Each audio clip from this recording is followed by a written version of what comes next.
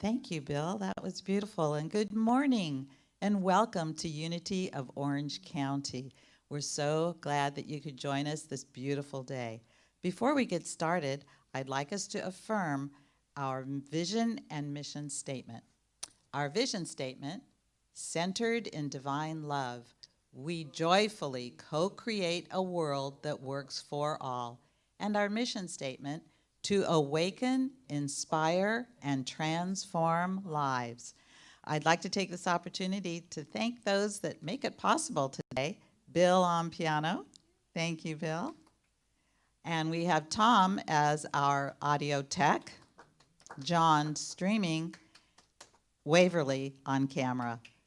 And today we have Reverend Allison, who is going to give us not only our message, but she'll be doing the daily word and our meditation. So thank you very much.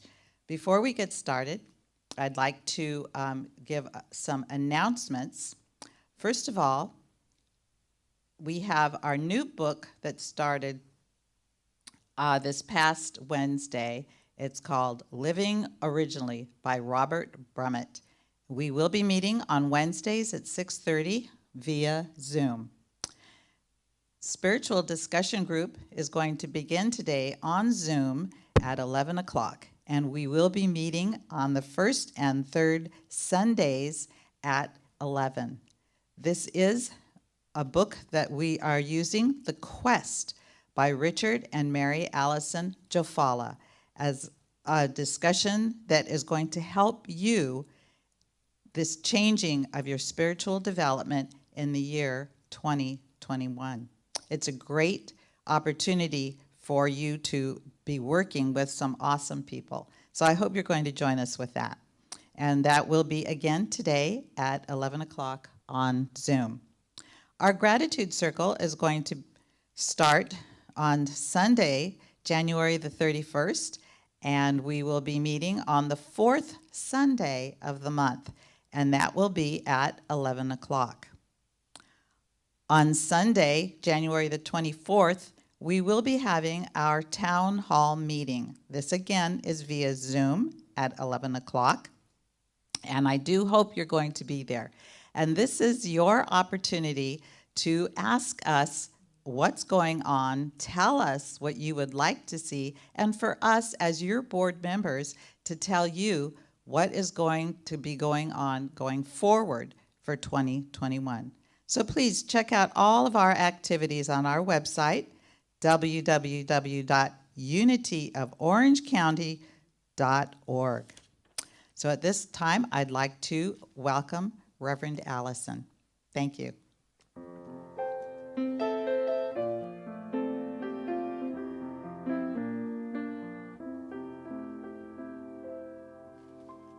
Good morning. The daily word for today is Sunday, January 17th, 2021. Dream. I turn my dreams into reality. Some of the most audacious, bold, history-making events began as dreams, born in the imaginations of those who understood the promise and the potential of humanity and worked to realize their vision. Even if my dreams do not change the world, they have the power to change my life. Today, I remember those whose dreams were fueled by the hard work, faith, and determination. I look to their example when my dreams feel far away and I'm running low on hope. I rekindle my dreams through my imagination, which keeps them vivid. My strength helps me remain committed to this realization, and my zeal renews my enthusiasm to work towards creating the life and the world of my dreams. And the scripture today is Joel 2:28. Your sons and your daughters shall prophesy. Your old men shall dream. They shall dream dreams. And your young men shall dream and see visions. Now let's just take a moment and prepare for our meditation. Just go ahead and get in that comfortable space, preferably with your feet on the floor. And just begin that wonderful breathing and in through the nose and out through the mouth as we quietly center ourselves, as we give ourselves this wonderful opportunity to rest in the moment. And as you breathe, then feel the fullness of this moment. And just allow yourself this time of sweet repose to reflect and to rest those busy thoughts that have been going on all morning. And then take a moment and remember your oneness with the Creator, with God. Breathe more deeply.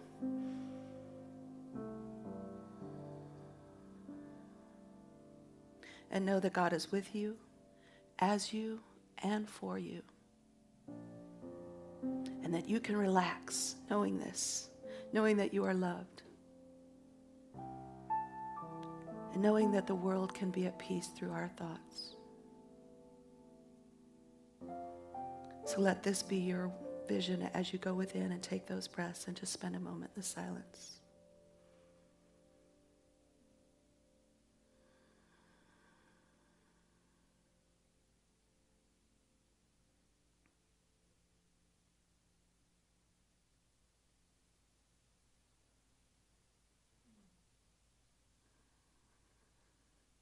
There is a peace in me today that is true and lasting. I've opened my heart and I've opened my life to the light within. I now surrender any feelings of fear and I let it be with the peace within. And I know that all is well in my life. No matter what the outer conditions look like, I can see through them and see to the truth. Real and lasting peace are mine right here and right now. I breathe into that place of peace in the silence.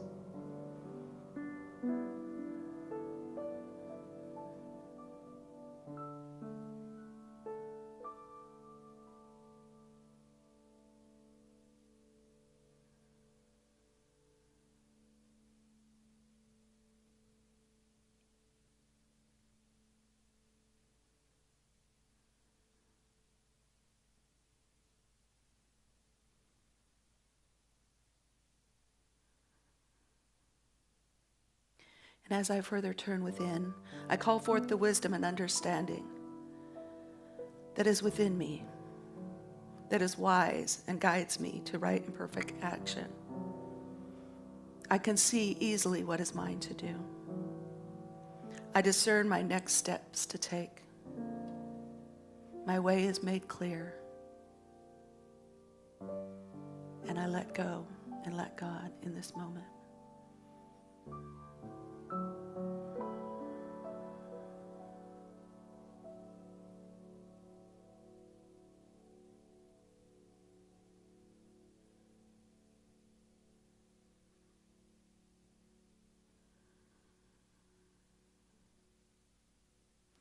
My life is good and my prayers are filled with gratitude.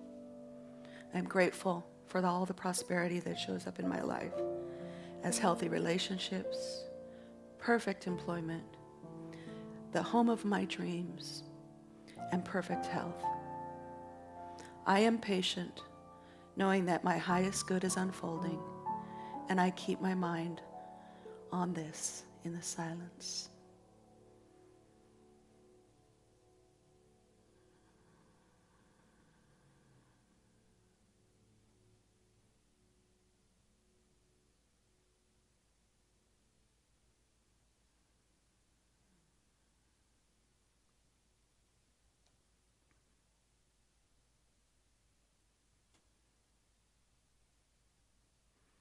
I take a moment and open my mind and my heart to being beloved and loving.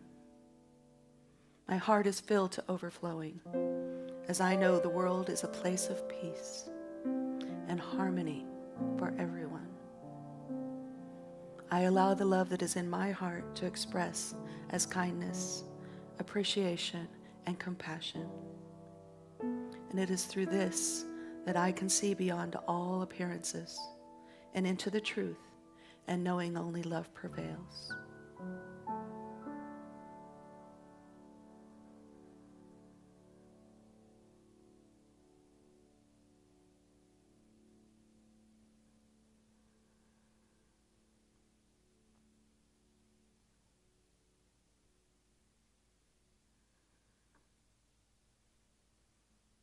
During this time of quiet, we have had an opportunity to expand our awareness of inner peace, guidance, healing, prosperity, and indeed world peace. Our life is enriched, and our heart and our mind are open to new possibilities.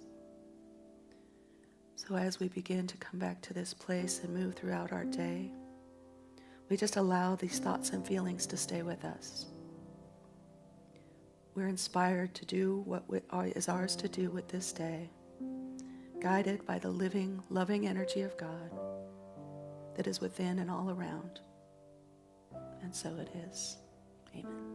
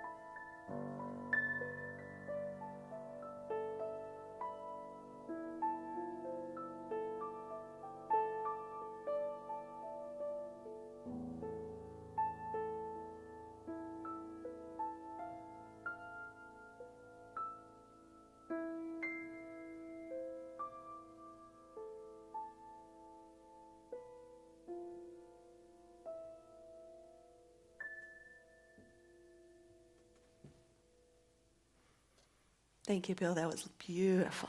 Such a calming presence after our meditation. And you might understand why when you see that the title of the talk is called Let It Rain. So it was a little bit like raindrops falling, and thank you so much. And this is Unity of Orange County, and welcome everybody, whether you're watching us right now on the live stream or catching us later on YouTube. We appreciate you being here, and we're so glad you joined us. And I'm grateful to be here to share this message with you.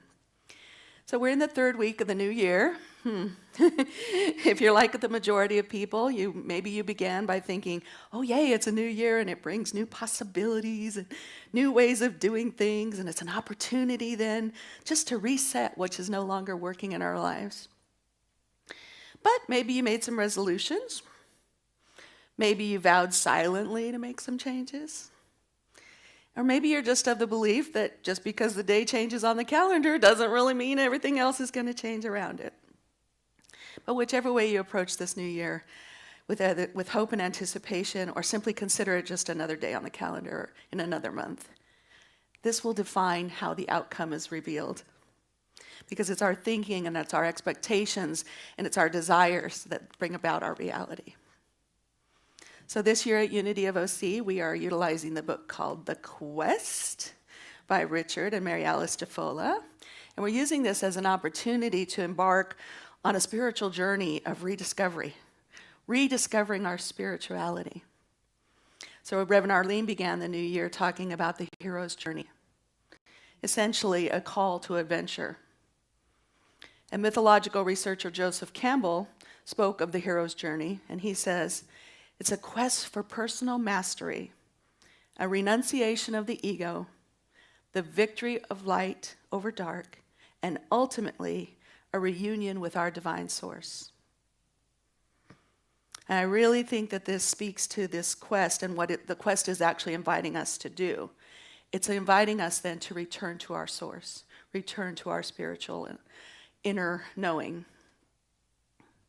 Personally, I was excited by the idea of the new year coming in, 2021, yippee, year of adventure, let's see what can happen. But, and I was seeing all those possibilities that were awaiting in the unfoldment.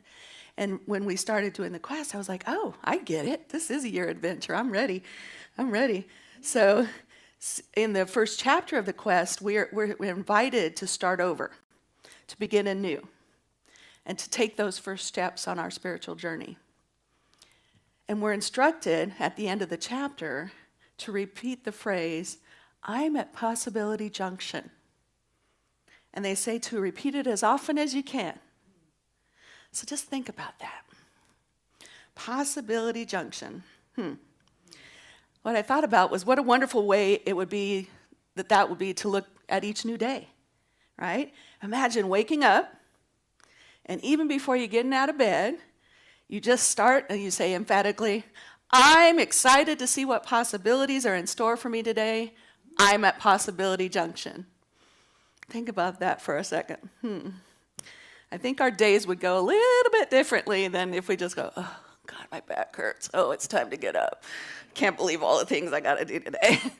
We'll stay at possibility junction. So then we get into chapter 2, and chapter 2 reminds us to create a spiritual support group. It says to surround yourself with people who are going to support you on this journey, on this rediscovery, this quest. And it says that there is an extra power then available for being with those people who support you in your desire to change.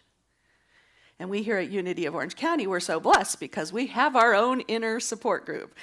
And it is our spiritual support group, and we rely heavily on it. We're so blessed. So currently we're in chapter 3, or this week we will be reading chapter 3. And that is titled, What God Is. That's a loaded question, isn't it, right?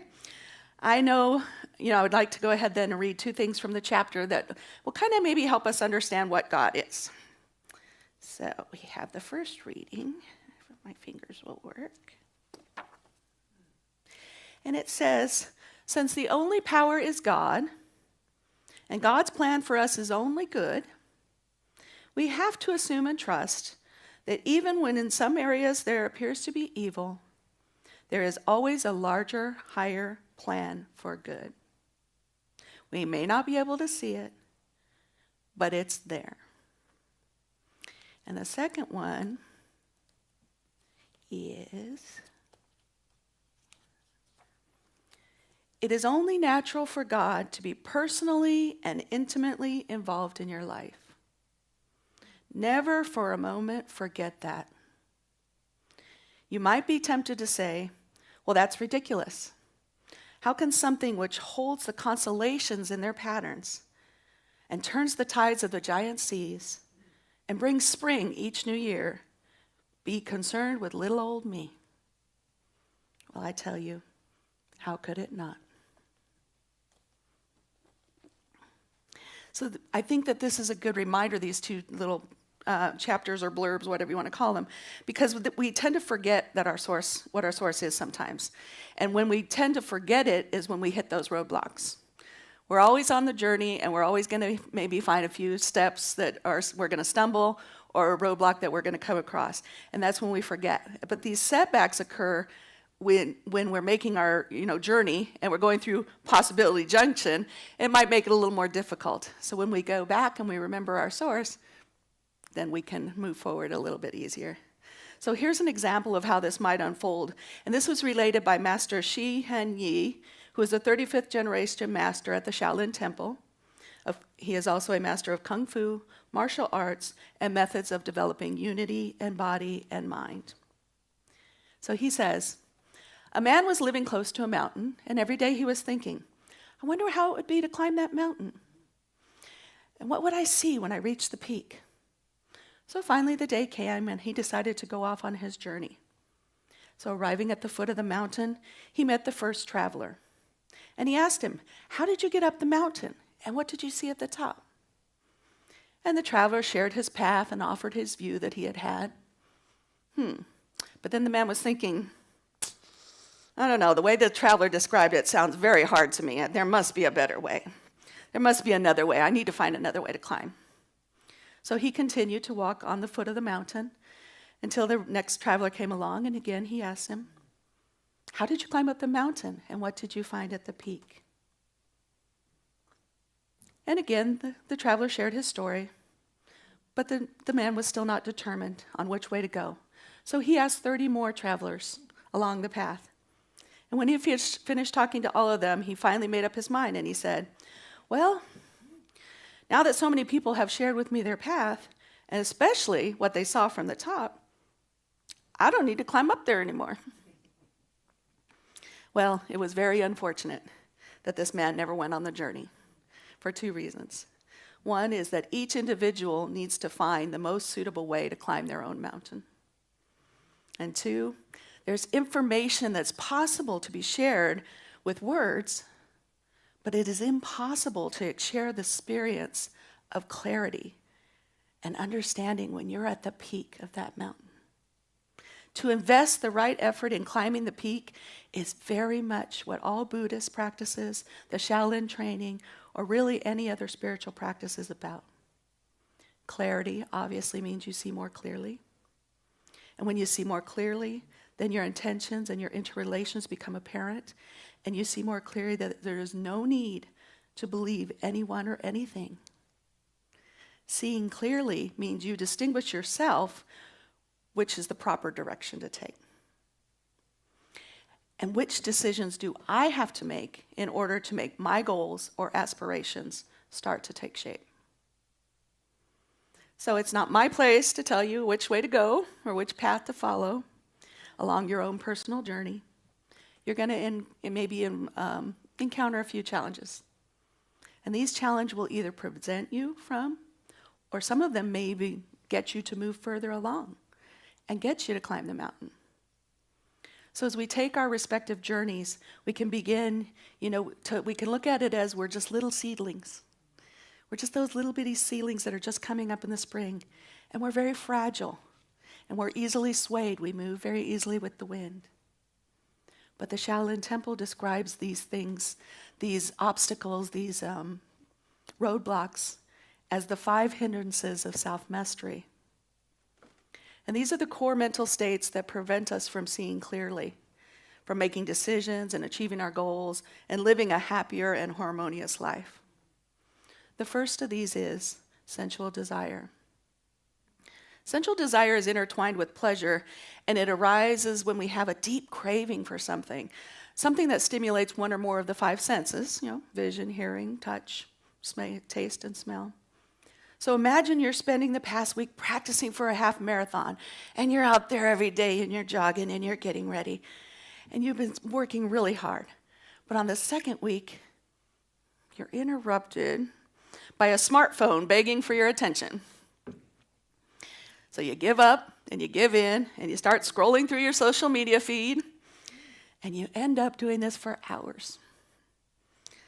The time that you set aside for practicing has now been wasted, and you've completely lost track of your goal. Sensual desires aren't always bad. The idea is that any desire, healthy or unhealthy, can easily turn into an obsession or an addiction that would distract us from our goals. So, what do? We take practice to overcome these self-desires. The only way to truly fight the temptation is to think deeply and carefully about the eventual consequences of succumbing to it. The next time a sensual desire emerges, ask yourself, will this help me or hurt me in the long run? And in what ways? The second hindrance is known as ill will. And this describes a state of mind that arrives from negative emotions. In this state of mind, you have an aversion or rejection to, or maybe just a simple dislike against a situation, an object, or a person. So to simplify this, it means you're climbing up the mountain and it starts to rain, but you don't like rain. You discover the roads are bumpy and you don't like bumpy roads. In order to cross the river, you have to swim and you don't like swimming. Whatever it is that you dislike won't make it a pleasant journey. So unless you learn to let go of this ill will, it will most likely be that you will not continue on your journey. Negative emotions, i.e. fear, anger, frustration, they're a natural part of life, but dwelling on them and preventing is what prevents us from moving forward. And we just stay in that stuck emotional state. So how do we practice overcoming ill will? Instead of ignoring it, we investigate the roots of it. If you dislike something, ask yourself why. Maybe it's because you never had success finding the solution in the past. Think about it. What went wrong? What could have been done differently? See it as an opportunity to learn more about yourself by letting go of old ways and then trying new ones. The third hindrance is sloth and torpor. And this is a state of inaction that leads to this condition. It's a result of having low energy or lack of motivation.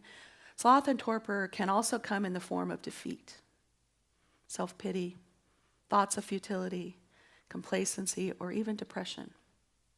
And in Buddhism, it's often described as imprisonment.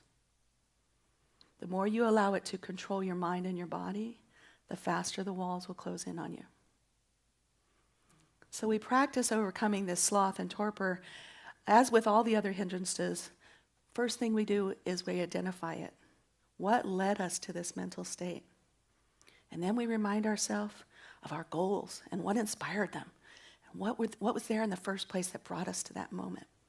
And then we start taking the steps to push through the walls.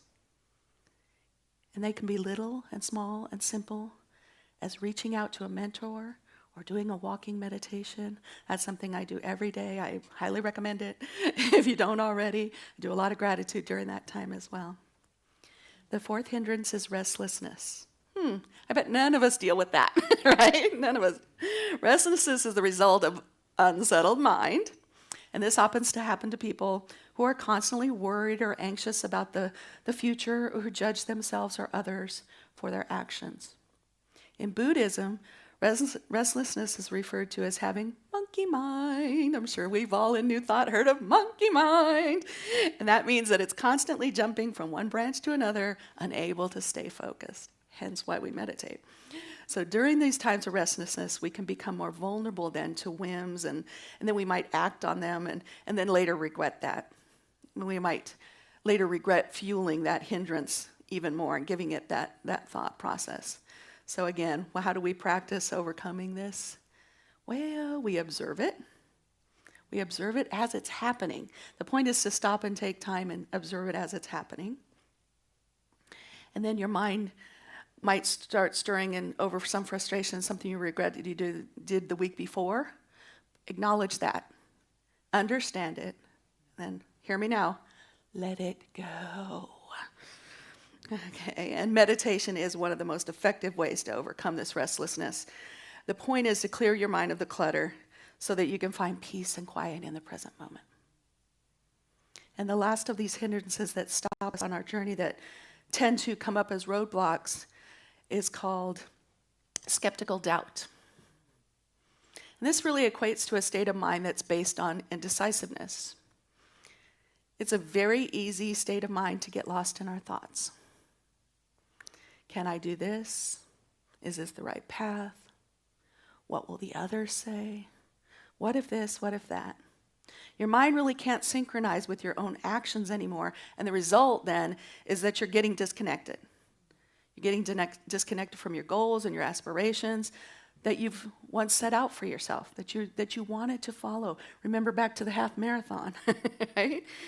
When the way is filled with too much doubt, more often you'll stop instead of moving forward. Doubt can be your friend, however, but it might exist as a sign that you need to take a step back, to reconsider your options. Or it might indicate something like a decision or a task that is in violation of your values. So when that doubt crops up, go ahead and take a moment and spend time with it to see where that's really coming from.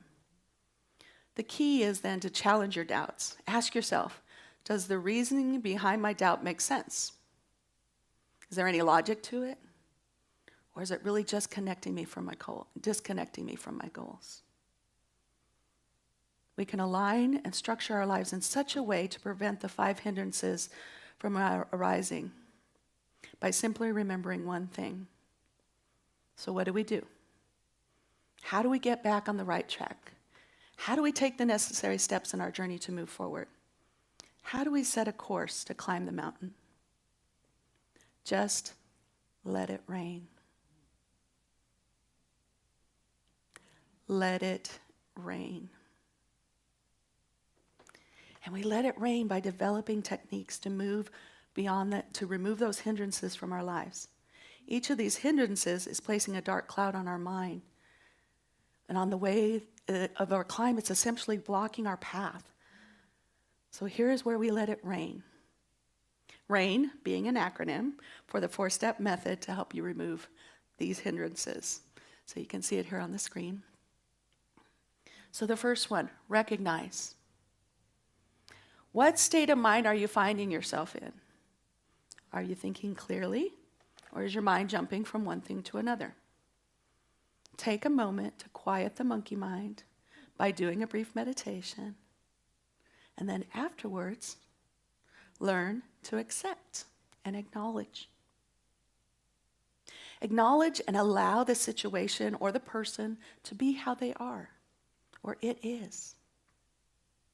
Do not try to project your own feelings or perceptions onto the situation. Once we've found acceptance, then we investigate. We investigate our emotional and mental state, and we ask our questions. Why did this come up? What's going to be the consequences if I remain in this particular state? Really spend some time considering the source and why we feel this way. And then ultimately, we put non-identification or non-identity into practice. We say to ourselves, I am not the body, I am not the mind, I am not the emotion. It's just that I can see all these aspects about me. All of our lives are too unique to copy the path from someone else. To bring meaning into our lives, we need to bring value into our lives. You need to learn and master yourself, and don't let the hindrances stop you. And if any of you chooses to climb that path to clarity, I will be very happy to meet you at the peak. Because there's two mistakes we make along the way to mastery. One is not starting at all, and the other is not going all the way. And we read in the book of Matthew, therefore I tell you, do not worry about your life. Look at the birds of the air. They do not sow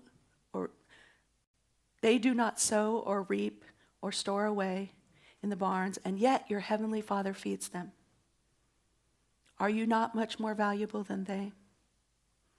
Can any one of you by worrying add a single hour to your life? But first seek his kingdom and his righteousness, and all things will be given unto you. Therefore, do not worry about tomorrow, for tomorrow will worry about itself. This is really a beautiful reminder of our connection to our source, to the God of our choosing, God of our understanding. So in this new year, 2021, what mountains do you have to climb? Where will they take you? And what will you see at the peak? Will you stop for coffee and never head on your journey?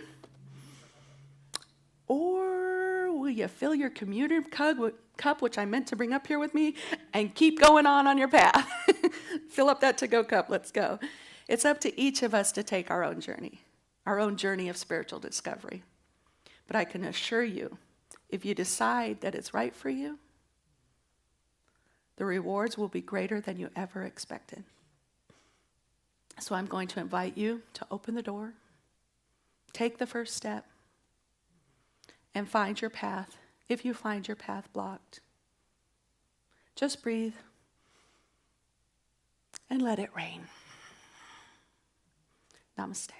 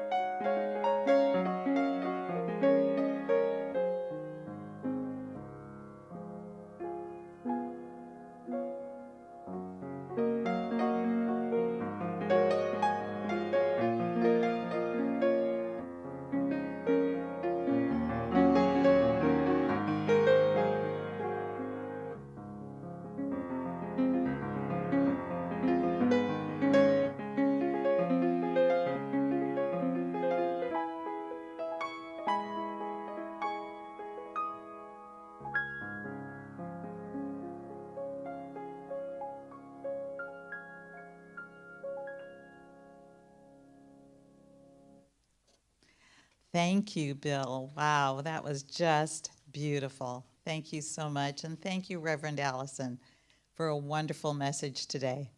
I guess I'll be grabbing my computer, mug, and get headed up the mountain for sure. So here at Unity of Orange County, we like to affirm Unity's 5 basic principles. 1, God is all good and active in everything, everywhere. 2, I am naturally good because God's divinity is in me and in everyone. 3, I create my experiences by what I choose to think and what I feel and believe. 4, through affirmative prayer and meditation, I connect with God and bring out the good in my life. And 5, I do and give my best by living the truth that I know I make a difference. And one way we can give, especially to this community, is through our donations. There are many ways to give to Unity of Orange County: through our website, our app, or mail it to us, or text it to 77977 and type in Unity of OC Give. Whichever way you choose to give, we appreciate it very much. And did you know that going through Amazon, if you go to Amazon Smile or smileamazon.com and put in Unity of Orange County, we do get a percentage of what you spend. And the prices are the same, and also Amazon Prime membership does apply. And it's a painless way to further support our spiritual community. So whether you give or not, one way you can give to Unity of OC is by supporting our YouTube channel. And if you're enjoying our videos, it would be appreciated if you would click on the like button and also subscribe. One awesome thing about YouTube is that you can go back and listen to all of our messages. So today was a really nice one, not only the music, but the message itself. And you can ask your friends if they would like to listen to this and just recommend us. It would be really great. So thank you, everybody, for being here today. So now let's have our closing with our prayer for protection. So together, the light of God surrounds us. The love of God enfolds us. The power of God protects us. And the presence of God watches over us. Wherever we are, God is, and all is well. Yay, God. Thank you, and have a wonderful week.